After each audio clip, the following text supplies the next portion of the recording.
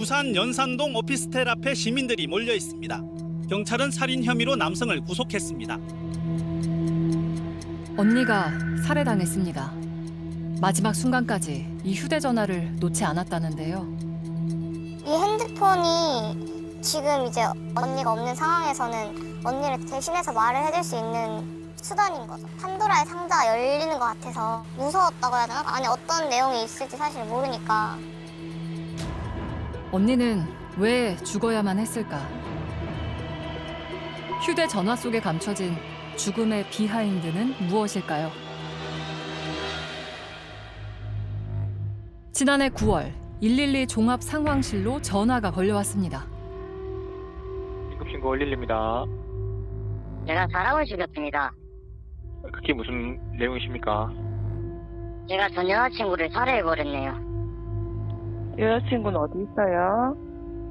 그 집에 있고 저는 나가지고 옥상에 있죠. 어디 내리려고요.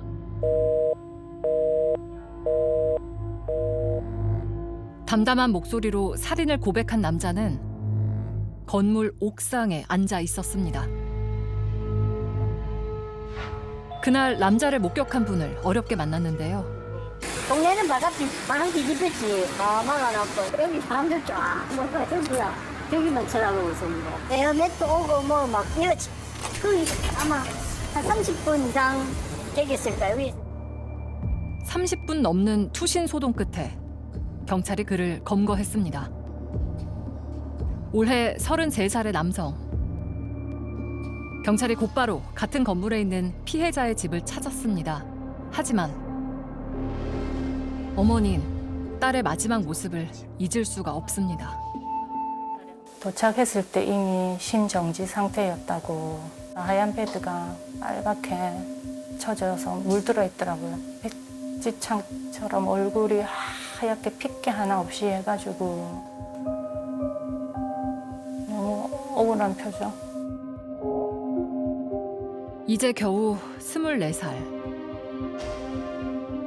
딸 미나 씨를 살해한 건 헤어진 남자친구였습니다. 제가 전 여자친구를 살해해버렸네요.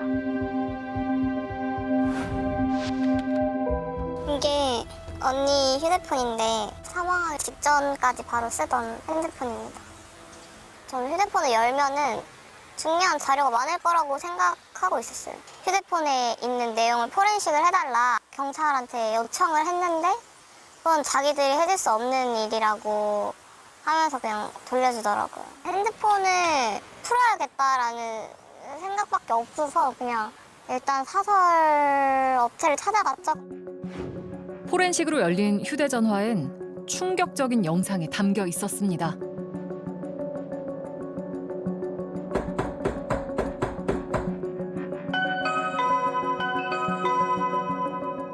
누군가 집요하게 언니 집 문을 열려고 하는데요. 헤어진 남자친구입니다.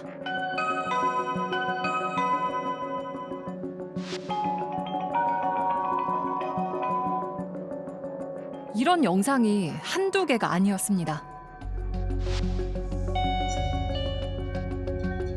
언닌 얼마나 두려웠을까요? 제가 느끼는 고통인 것처럼 저도 너무 힘들었던 것 같아요. 이렇게까지 심한 줄은 모르고 있었어요. 초인종 테러가 시작된 건 지난해 3월 22일. 무슨 일이 있었던 걸까요? 여동생은 언니의 다급한 SOS를 받은 기억을 떠올렸습니다. 그 날이 헤어진 날 당일 새벽이어서 비밀번호를 바꿨을 거예요. 비밀번호 치고 막 들어오려고 하고 방해금지 모두 해놨는데 전화 계속 온다 뭐 어떡하냐 이런 얘기를 저랑 새벽에 실시간으로 이제 카톡을 했었거든요. 이별을 선고한 바로 다음 날부터 남자가 밤낮 없이 찾아왔다는 겁니다. 휴대전화 속 그는 무척 집요했습니다. 저 부재중 전화가 다 전화가 올 때마다 언닌 얼마나 무서웠을까요? 내가 헤어지자고 하면은 얘는 칼 들고 찾아와서 나를 찌를 새끼야 너무 무섭다라고 여러 번 얘기를 했어가지고. 그런데 언니의 휴대전화에서 눈에 띄는 기록이 발견됐습니다. 언니가 심리 상담을 받은 건데요. 가족에게 미처 하지 못한 이야기가 있었을까? 동생이 심리 상담센터를 찾았습니다. 처음 왔을 때가 작년 3월 29일이죠. 언니가 이곳을 찾은 건 헤어진 지 일주일 후. 그런데 이때 상흔이 좀 여러 가지 다박상이라든지 얼굴에 이렇게 맞은 흔적이 있어서 물어봐서 얘기를 하게 된 거예요. 미처 알지 못했던 일입니다. 동생은 눈물이 멈추지 않는데요. 언니도 여기 앉았었겠구나. 언니가 힘들었겠다 이런 생각이 들어가지고.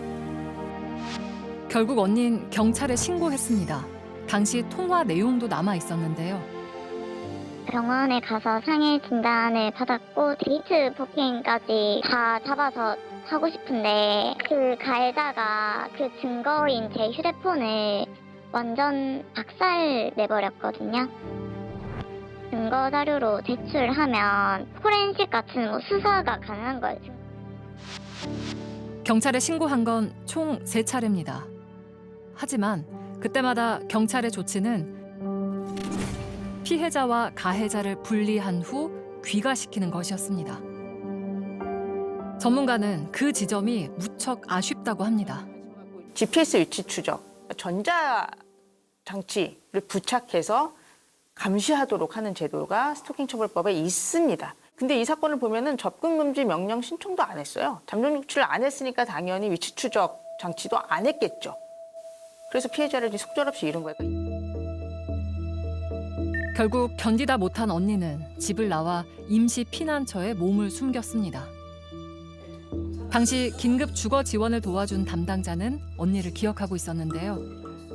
처음에 만났을 때 사실 기억이 굉장히 생생한데 그냥 한눈에 보기에도 와 진짜 마르신 분이다 이렇게 느껴질 정도였거든요. 다리도 되게 앙상할 정도다라고 이제 느낌이 들었었고 입안이 닫혀서 말하는 게 조금 불편해요라고 표현을 하시긴 하셨거든요.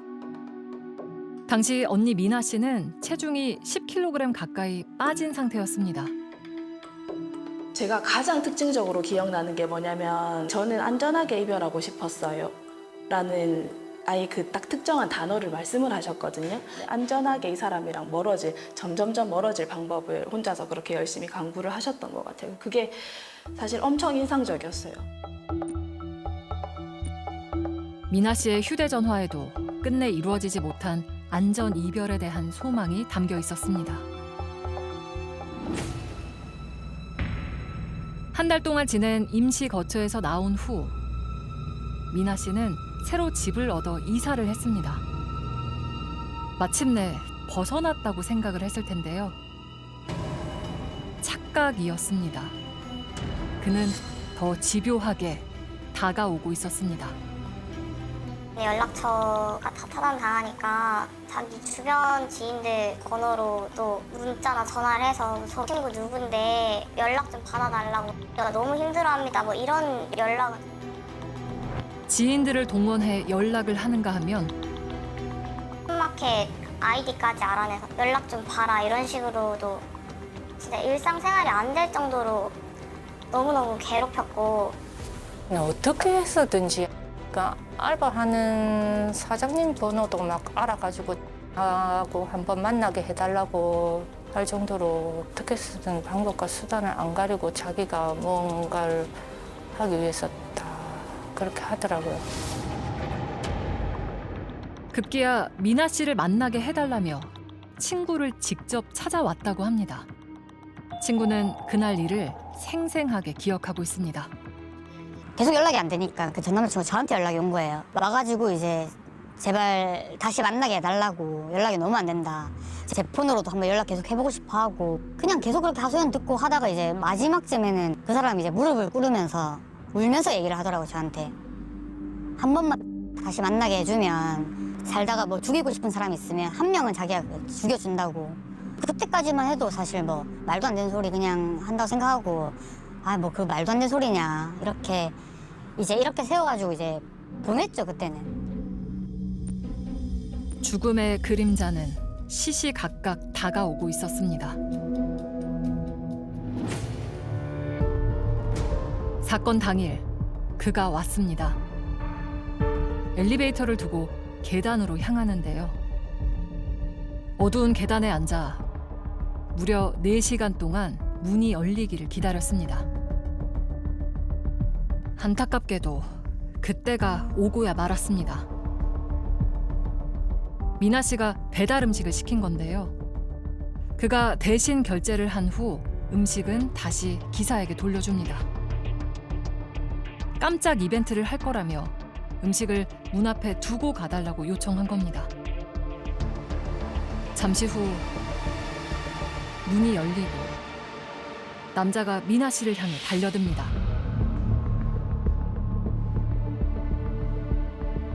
살해 장소는 현관문 바로 앞. 문을 열자마자 흉기를 휘두른 겁니다. 그 고통을 생각하면 정말 이름 말할 수가 없죠. 엄마로서 꿈에서라도 진짜 꽉 안아주고 싶고 만져보고 싶고 사랑한다고 얘기하고 싶고.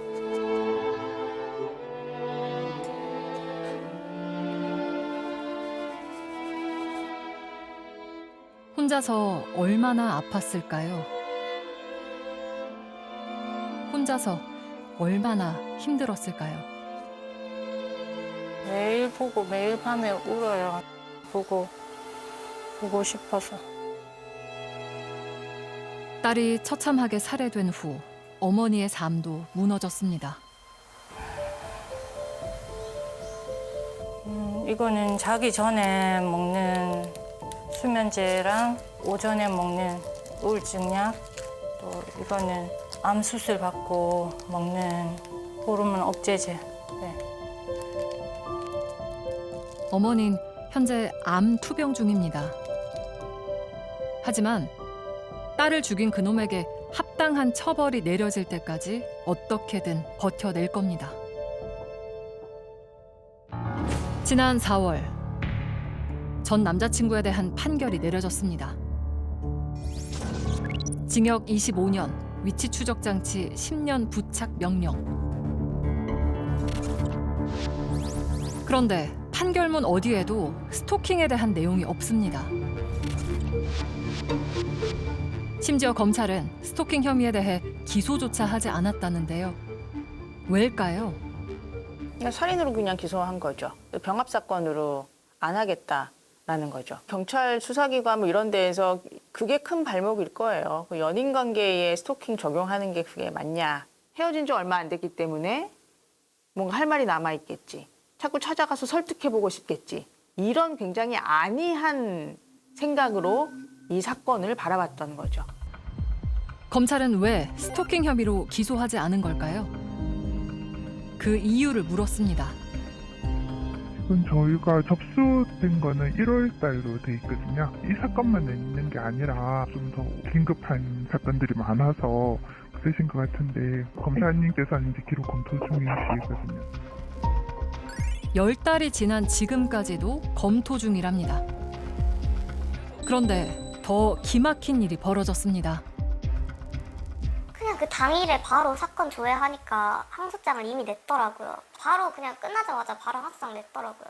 사실 항소를 해도 저희 쪽에서 먼저 항소를 해야 되는 게 맞는데 그러니까 사람을 죽여놓고 다시 사회에 나와서 살아갈 생각을 한다는 게 너무 어이가 없죠, 진짜. 대체 무엇이 억울해서 항소를 한 걸까요? 자신에게 내려진 처벌이 너무 무겁답니다. 반성하고 있으니 형을 깎아달라고요. 그는 수차례 반성문을 제출했는데요.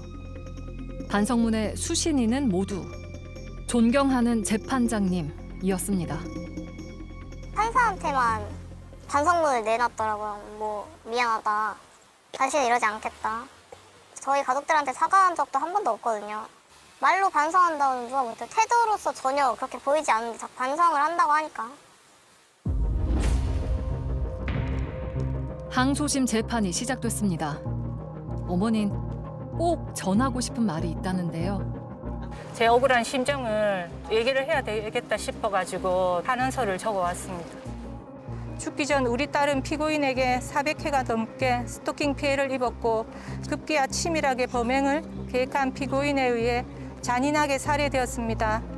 1심의 재판 과정을 돌이켜보면 지금도 그때 받은 상처가 아립니다. 부디 딸이 살해되기 전 겪어야 했던 고통도 양형에 반영해 주십시오.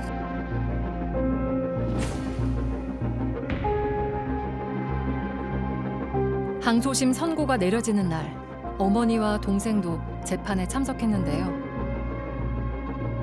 동생의 손에는 주인을 잃은 휴대전화가 들려 있습니다. 25년보다는 무거운 형을 반드시 받고 무기징역을 선고받기를 간절히 바라는 마음으로 왔어요. 좀 떨리기도 하는데 저도 엄마랑 똑같이 무기징역 나올 거라고 믿고 있습니다. 그 간절한 바람은 과연 이루어졌을까요? 1심보다 5년 늘어난 징역 30년. 위치 추적 장치 부착 명령은 기각됐습니다. 이런 범죄를 중단하는 데 있어서 가장 중요한 원칙은 가해자를 제재하는 겁니다. 가해자 그냥 마음대로 휘젓고 다니고 피해자 찾아다니고 쫓아다니고 결국 살해하고 이거 지금 첫 번째 일입니까? 가장 피해자에게 가혹하고 가장 가해자에게 관용스러운 국가가 바로 한국입니다. 전 남자친구는 형이 무겁다며 또다시 상고했습니다. 이 소식을 딸에게 어떻게 전해야 할까? 잘했지? 응? 엄마가 더 잘해주지 못해서 미안해. 엄마가 네 원한 꼭 갚게 해줄 테니까 마음 편히 있어. 살아서도 살해된 후에도 인정받지 못한 고통. 그 비하인드가 수면 위로 올라올 때까지 남은 가족은 꼭 버텨낼 겁니다.